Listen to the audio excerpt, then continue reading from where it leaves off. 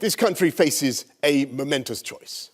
We can either continue with the same old failed can-kicking approach, destroying trust in politics, sapping business confidence, or else we can change, get back our mojo, restore this country's reputation around the world, and put ourselves on the path to long-term success. And the way to do that is to get Brexit done by October the 31st, unite our country with more money for our schools, more police on the beat, full fibre broadband for all, and make our case to the people again with renewed power and conviction that to have fantastic infrastructure and public services, you must have a dynamic market economy, because that is how we beat the semi-Marxist wealth and job-destroying lunacy of Jeremy Corbyn and the Labour Party. Now, someone who's campaigned for Brexit and who believes in it and who has a plan to unite this country and who has long experience of beating the Labour left, I believe I'm the right person to unleash on this project, and I hope I can count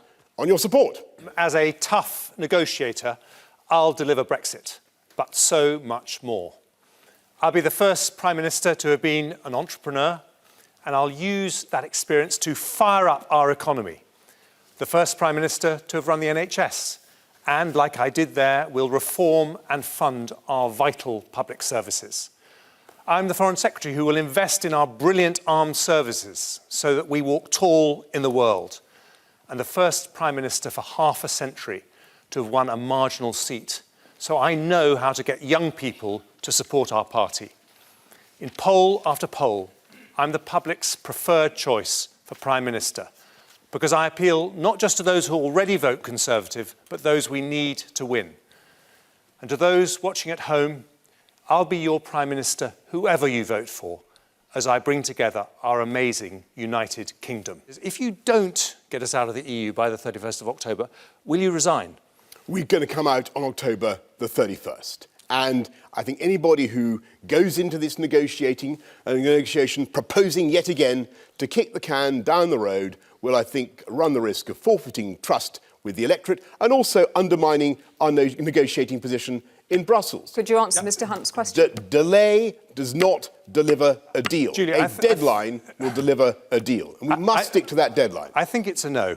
And what we've got is someone who says it's do or die for the country. I'm sorry. I think what we have with I asked you if you'd resign, Boris. What I have with my opponent is somebody will you resign if you don't deliver it, yes or no? My opponent is clearly not committed to coming out of the EU on October the 31st. No, I just wanted to ask if you'd resign if you don't deliver it. Right, gentlemen, it won't... Excuse me, gentlemen, sorry, can I just say, Julie, it will not help if you speak over one another. No, I understand. So please, could you respond to the question that Mr Hunt has put to you, Mr Johnson, and then you can respond, Mr Hunt. I think it's very, very important not to envisage any circumstances in which we would fail to come out of the EU on October the 31st. I don't want to hold out to the EU the prospect that they might encourage my resignation by refusing to agree a deal. Mr Hunt accepts there is a cost to no deal. Do you?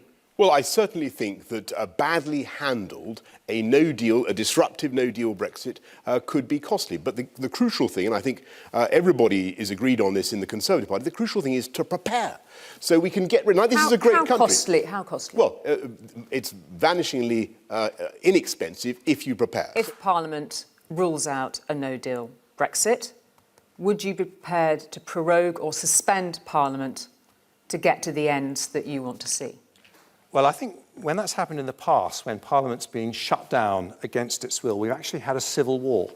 And I think it would be a rather curious thing to do if this is about taking back control for Parliament to actually shut it down. So my answer to that is no. How about you, Boris? Well, I'm not going to take anything off the table any more than I'm going to take no deal so no answer. off the table. Mr Johnson, straight to the point over President Trump's comments about both the Prime Minister and the UK's ambassador to the US. What's your stance? Well, look, I have a very good relationship with the White House, and I'm very proud of what I was able to build up during my time as Foreign Secretary. I think it's very important that we should have a close friendship, a close partnership with the United States. They're our most important ally.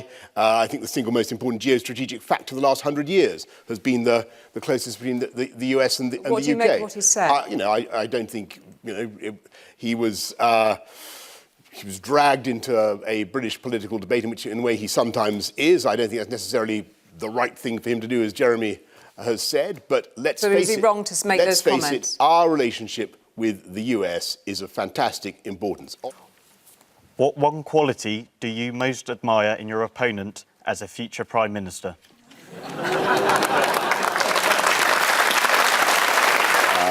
Well, I've worked very well with Jeremy over many years.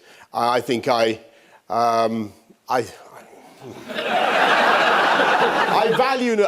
greatly admire his ability to change his mind on and campaign for Brexit now, and I think that's a very important attribute. Well, I really admire Boris's ability to answer the question. He has this great ability. You ask him a question, he puts a smile on your face, and you forget what the question was. It's a brilliant quality for a politician. Maybe not a Prime Minister, though. I'll get that little piece of dandruff off.